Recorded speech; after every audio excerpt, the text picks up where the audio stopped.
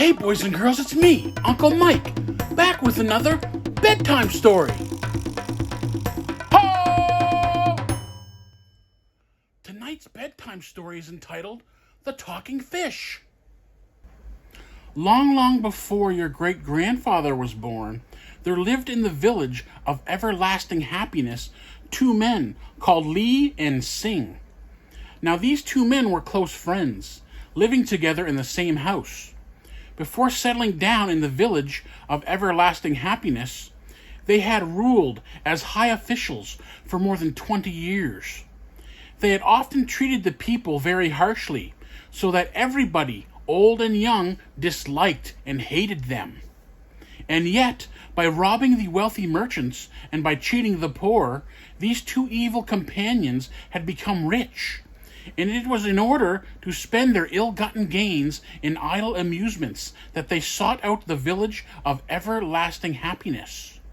For here, they said, we can surely find that joy which has been denied us in every other place. Here we shall no longer be scorned by men and reviled by women. Consequently, these 2 men bought for themselves the finest house in the village, furnished it in the most elegant manner, and decorated the walls with scrolls filled with wise sayings and pictures by famous artists. Outside there were lovely gardens filled with flowers and birds, and ever so many trees with queer twisted branches growing in the shape of tigers and other wild animals. Whenever they felt lonely, Lee and Sing invited rich people of the neighborhood to come and dine with them, and after they had eaten, sometimes they would go out upon the little lake in the center of their estate, rowing in an awkward flat-bottomed boat that had been built by the village carpenter. One day, on such an occasion, when the sun had been beating down fiercely upon the clean-shaven heads of all those on the little barge, for you must know, this was long before the day when hats were worn, at least in the village of everlasting happiness, Mr. Lee was suddenly seized with a giddy feeling, which rapidly grew worse and worse until he was in a burning fever.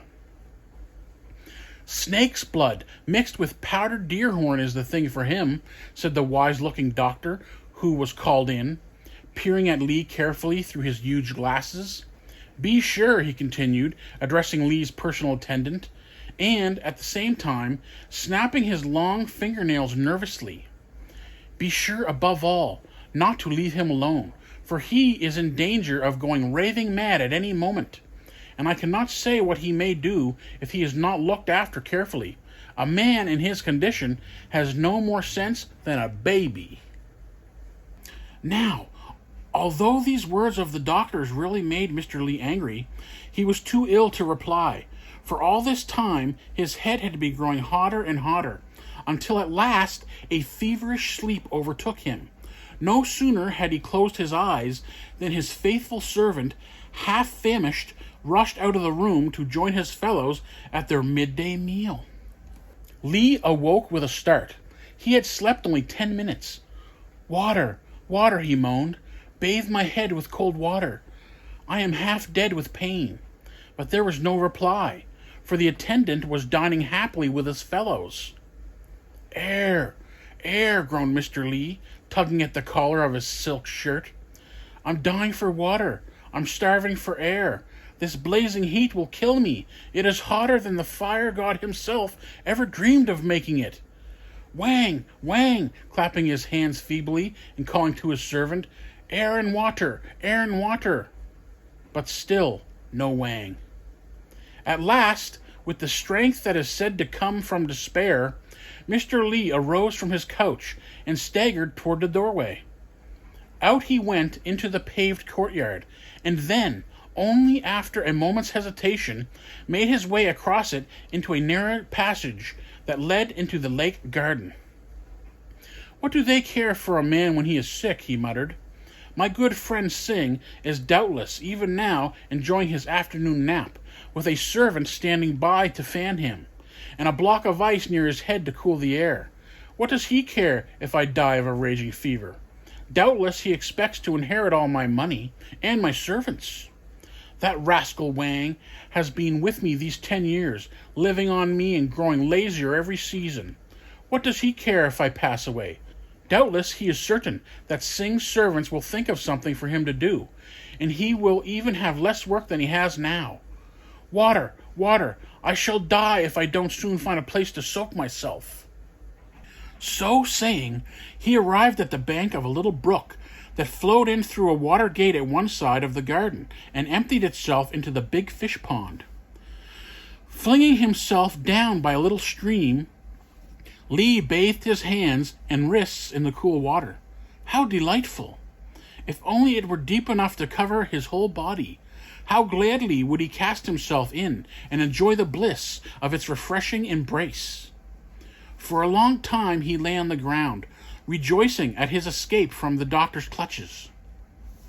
Then, as the fever began to rise again, he sprang up with a determined cry. What am I waiting for? I will do it. There's no one to prevent me, and it will do me a world of good. I will cast myself head first into the fish pond. It is not deep enough near the shore to drown me, if I should be too weak to swim, and I am sure it will restore my strength and health. He hastened along the little stream, almost running in his eagerness to reach the deeper water of the pond. He was like some small Tom Brown who had escaped from the watchful eye of the master and run out to play in a forbidden spot. Hark! Was that a servant calling? Had Wang discovered the absence of his employer? Would he sound the alarm, and would the whole place soon be alive with men searching for the fever-stricken patient? With one last sigh of satisfaction, Lee flung himself, clothes and all, into the quiet waters of the fish pond. Now Lee had been brought up in Fujian province on the seashore, and was a skillful swimmer. He dived and splashed to his heart's content, then floated on the surface. It takes me back to my boyhood, he cried. Why, oh why, is it not the fashion to swim? I'd love to live in the water all the time, and yet some of my countrymen are even more afraid than a cat of getting their feet wet. As for me, I'd give anything to stay here forever. Would you, eh? Chuckled a hoarse voice just under him. And then there was a sort of wheezing sound, followed by a loud burst of laughter. Mr. Lee jumped, as if an arrow had struck him. But when he noticed the fat, ugly monster below, his fear turned into anger. Look here, what do you mean by giving a fellow such a start? Don't you know what the classics say about such rudeness? The giant fish laughed all the louder. What time do you suppose I have for classics? You make me laugh till I cry. But you must answer my question, cried Mr. Lee, more and more persistently, forgetting for the moment that he was not trying some poor culprit for a petty crime. Why did you laugh? Speak out at once, fellow. Well, since you are such a saucy piece, roared the other, I will tell you. It was because you awkward creatures who call yourselves men, the most highly civilized beings in the world, always think you understand a thing fully when you have only just found out how to do it. You are talking about the island dwarfs, the Japanese, interrupted Mr. Lee. We Chinese seldom undertake to do anything new. Just hear the man, chuckled the fish. Now, fancy your wishing to stay in the water forever. What do you know about water? Why, you're not even provided with the proper equipment for swimming. What would you do if you really lived here always? What am I doing now? Spluttered Mr. Lee, so angry that he sucked in a mouthful of water before he knew it. Floundering, retorted the other. Don't you see me swimming? Are those big eyes of yours made of glass? Yes, I see you all right, guffawed the fish. That's just it. I see you too well. Why, you tumble about as awkwardly as a water buffalo, wallowing in a mud puddle. Now, as Mr. Lee had always considered himself an expert in water sports, he was by this time speechless with rage, and all he could do was to paddle feebly round and round with strokes, just strong enough to keep himself from sinking. Then, too, continued the fish, more and more calm as the other lost his temper, you have a very poor arrangement for breathing. If I am not mistaken, at the bottom of this pond you would find yourself worse off than I should be at the top of a palm tree. What would you do to keep yourself from starving? Do you think it would be convenient if you had to flop yourself out onto the land every time you wanted a bite to eat? And yet, being a man, I doubt seriously if you would be content to take the proper food for fishes. You have hardly a single feature that would make you contented if you were to join an underwater school. Look at your clothes, too, water-soaked and heavy. Do you think them suitable to protect you from cold and sickness? Nature forgot to give you any scales. Now, I'm going to tell you a joke, so you must be sure to laugh. Fishes are like grocery shops, always judged by their scales. As you haven't a sign of a scale, how will you people judge you? See the point, eh? Nature gave you skin, but forgot the outer covering. Except perhaps at the ends of your fingers and your toes. You surely see by this time why I consider your idea ridiculous.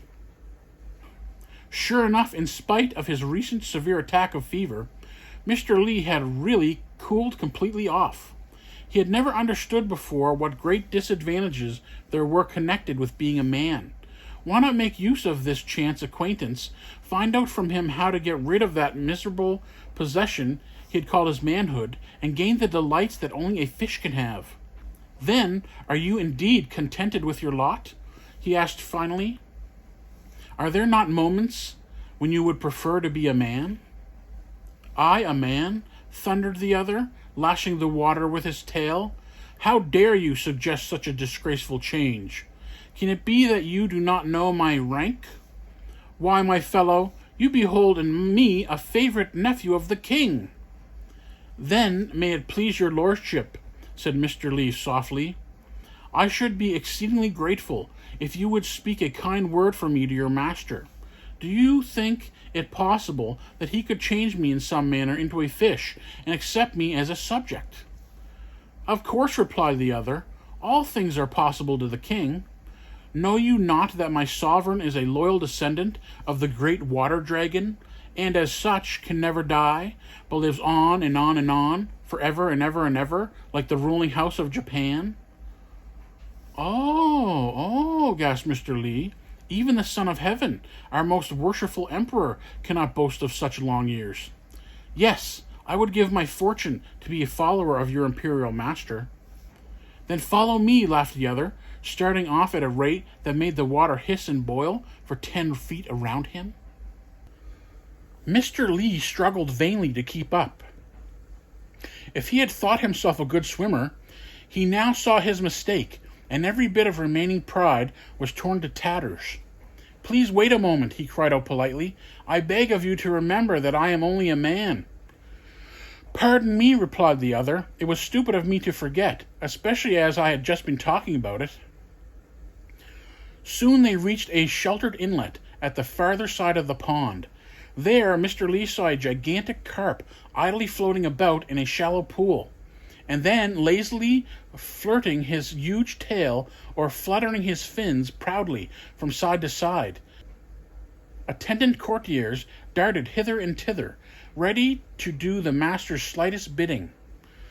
One of them, splendidly attired in royal scarlet, announced, with a downward flip of the head, the approach of the king's nephew, who was leading Mr. Li to an audience with his majesty. Whom have you here, my lad? Began the ruler, as his nephew, hesitating for words to explain his strange request, moved his fins nervously backwards and forwards. Strange company, it seems to me, you are keeping these days. Only a poor man, most royal sire, replied the other, who beseeches your highness to grant him your gracious favor. When man asks favor of a fish, 'tis hard to penetrate his wish. He often seeks a lordly dish to serve upon his table, repeated the king, smiling. And yet, nephew, you think this fellow is really peaceably inclined and is not coming us as a spy? Before his friend could answer, Mr. Li had cast himself upon his knees in the shallow water before the noble carp, and bowed thrice, until his face was daubed with mud from the bottom of the pool. Indeed, your majesty, I am only a poor mortal who seeks your kindly grace. If you would but consent to receive me into your school of fishes, I would forever be your ardent admirer and your lowly slave." "In sooth, the fellow talks as if in earnest," remarked the king, after a moment's reflection. "And though the request is perhaps the strangest to which I have ever listened, I really see no reason why I should not turn a fishy ear. But have the goodness first to cease your bowing. You are stirring up enough mud to plaster the royal palace of a shark." Poor Lee, blushing at the monarch's reproof, waited patiently for the answer to his request. "Very well, so be it," cried the king impulsively. "Your wish is granted. Sir Trout," turning to one of his courtiers, "bring hither a fish skin of proper size for this ambitious fellow." No sooner said than done. The fish skin was slipped over Mr. Lee's head, and his whole body was soon tucked snugly away in the scaly coat. Only his arms remained uncovered. In the twinkling of an eye, Lee felt sharp pains shoot through every part of his body. His arms began to shrivel up, and his hands changed little by little, until they made an excellent pair of fins, just as good as those of the king himself. As for his legs and feet, they suddenly began to stick together until, wriggle as he would, Lee could not separate them. "Aha!" thought he, "my kicking days are over, for my toes are now turned into a first-class tail." "Not so fast," laughed the king, as Lee, after thanking the royal personage profusely, started out to try his new fins. "Not so fast, my friend. Before you depart, perhaps I'd better give you a little friendly advice, else your new powers are likely to land you on the hook of some lucky fisherman, and you will find yourself served up as a prize of the pond." "I will gladly listen to your lordly counsel, for the words of the Most High to his lowly slave are like pearls before sea slugs. However, as I was once a man myself, I think I understand the simple tricks they use to catch us fish, and I am therefore in position to avoid trouble." "Don't be so sure about it. A hungry carp often falls into danger, as one of our sages so wisely remarked. There are two cautions I would impress upon you. One is, never, never eat a dangling worm, no matter how tempting it looks. There are sure to be horrible hooks inside. Secondly, always swim like lightning if you see a net, but in the opposite direction. Now, I will have you served your first meal out of the royal pantry.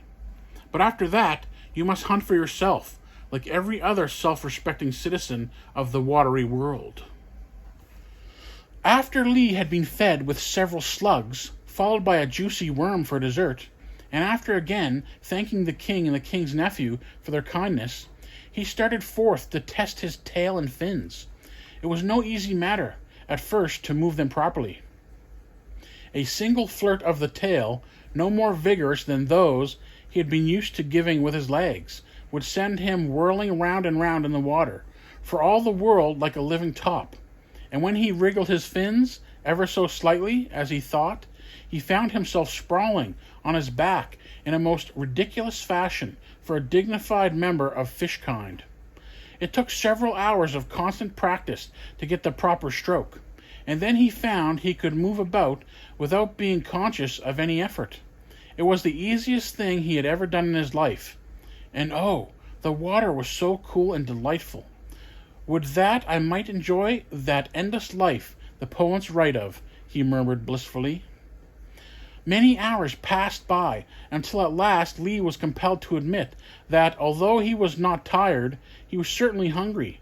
How to get something to eat? Oh, why had he not asked the friendly nephew a few simple questions? How easily his lordship might have told him the way to get a good breakfast. But alas, without such advice, it would be a whale's task to accomplish it. Hither and thither he swam, into the deep still water, and along the muddy shore, down, down to the pebbly bottom, always looking for a tempting worm. He dived into the weeds and rushes, poked his nose among the lily pads, all for nothing. No fly or worm of any kind to gladden his eager eyes. Another hour passed slowly away, and all the time his hunger was growing greater and greater. Would the fish god, the mighty dragon, not grant him even one little morsel to satisfy his aching stomach, especially since, now that he was a fish, he had no way of tightening up his belt, as hungry soldiers do when they are forced to march? Just as Lee was beginning to think he could not wiggle his tail an instant longer, and that soon, very soon, he would feel himself slipping down to the bottom of the pond to die, at that very moment, chancing to look up, he saw, oh joy, a delicious red worm dangling a few inches above his nose. The sight gave new strength to his weary fins and tail. Another minute, and he would have had the delicate morsel in his mouth, when, alas, he chanced to recall the advice given him the day before by great King Carp. No matter how tempting it looks, there are sure to be horrible hooks inside. For an instant, Lee hesitated. The worm floated a trifle nearer to his half-open mouth. How tempting! After all, what was a hook to a fish when he was dying?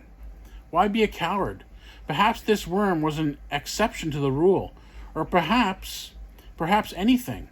Really, a fish in such a plight as Mr. Lee could not be expected to follow advice, even the advice of a real king.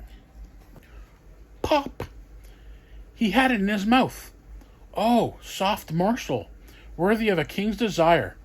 Now he could laugh at words of wisdom, and eat whatever came before his eye. But ugh! What was that strange feeling, that ouch? It was the fatal hook. With one frantic jerk, and 100 twists and turns, poor Lee sought to pull away from the cruel barb that stuck so fast in the roof of his mouth. It was now too late to wish he had kept away from temptation. Better far to have starved at the bottom of a cool pond than to be jerked out by some miserable fisherman to the light and sunshine of the busy world. Nearer and nearer he approached the surface. The more he struggled, the sharper grew the cruel barb. Then, with one final splash, he found himself dangling in midair, swinging helplessly at the end of a long line. With a chunk, he fell into a flat-bottomed boat, directly on top of several smaller fish. Ah, a carp, shouted a well-known voice gleefully. The biggest fish I've caught these 3 moons. What good luck! It was the voice of old Chang, the fisherman, who had been supplying Mr. Lee's table ever since that official's arrival in the village of everlasting happiness. Only a word of explanation, and he, Lee, would be free once more to swim about where he willed. And then there would be no more barbs for him. An escaped fish fears the hook. I say, Chang, he began, gasping for breath, really now, you must chuck me overboard at once, for don't you see, I am Mr. Lee, your old master. Come, hurry up about it.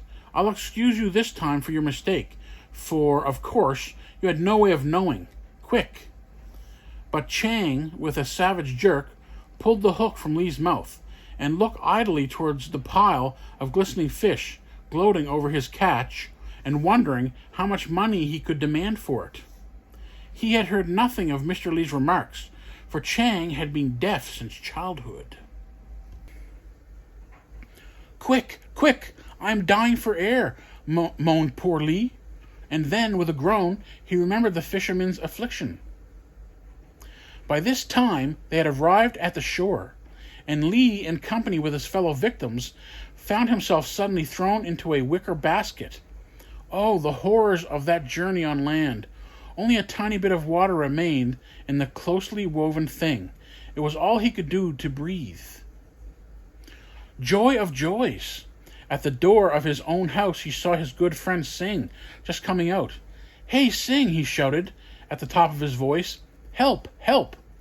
This son of a turtle wants to murder me.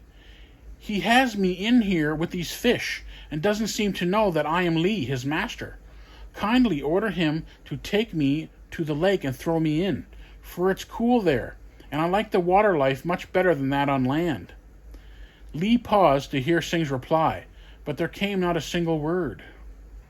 "I beg your honor to have a look at my catch," said old Chang to Sing. "Here is the finest fish of the season.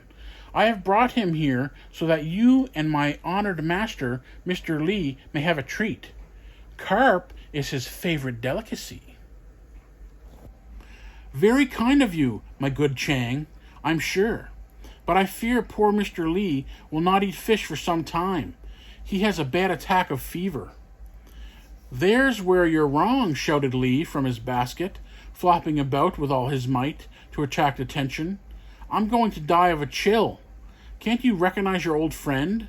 Help me out of this trouble, and you may have all my money for your pains." "Hey, what's that?" questioned Sing, attracted as usual by the word money. "Shades of Confucius. It sounds as if the carp were talking." "What, a talking fish?" laughed Chang. "Why, master, I've lived nigh on to 60 years, and such a fish has never come under my sight. There are talking birds and talking beasts for that matter, but talking fish? Who ever heard of such a wonder? No, I think your ears have deceived you. But this carp will surely cause talk when I get him into the kitchen. I'm sure the cook has never seen his like. Oh, master, I hope you will be hungry when you sit down to this fish.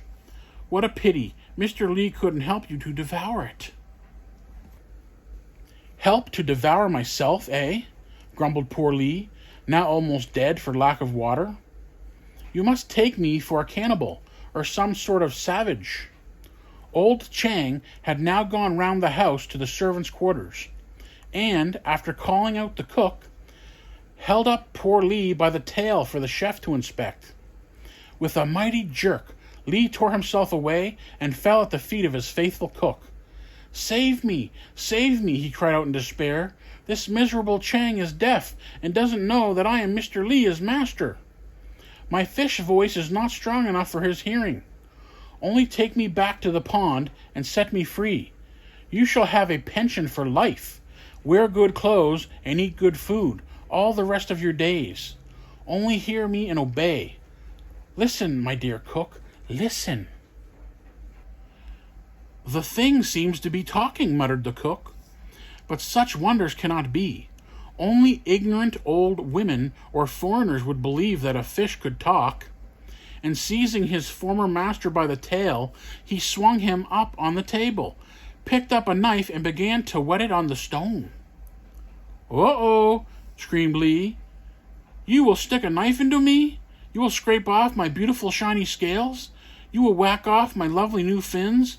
You will murder your old master?" "Well, you won't talk much longer," growled the cook. "I'll show you a trick or two with the blade." So saying, with a gigantic thrust, he plunged the knife deep into the body of the trembling victim. With a shrill cry of horror and despair, Mr. Li awoke from the deep sleep into which he had fallen. His fever was gone, but he found himself trembling with fear at thought of the terrible death that had come to him in dreamland. "Thanks be to Buddha, I am not a fish," he cried out joyfully. "And now I shall be well enough to enjoy the feast to which Mr. Sing has bidden guests for tomorrow. But alas, now that I can eat the old fisherman's prize carp, it has changed back into myself. If only the good of our dreams came true, it shouldn't mind dreaming the whole day through." Okay, boys and girls, that's it. That's the end of the story. It's time to go to bed. Here's a little sand from the sand. Good night.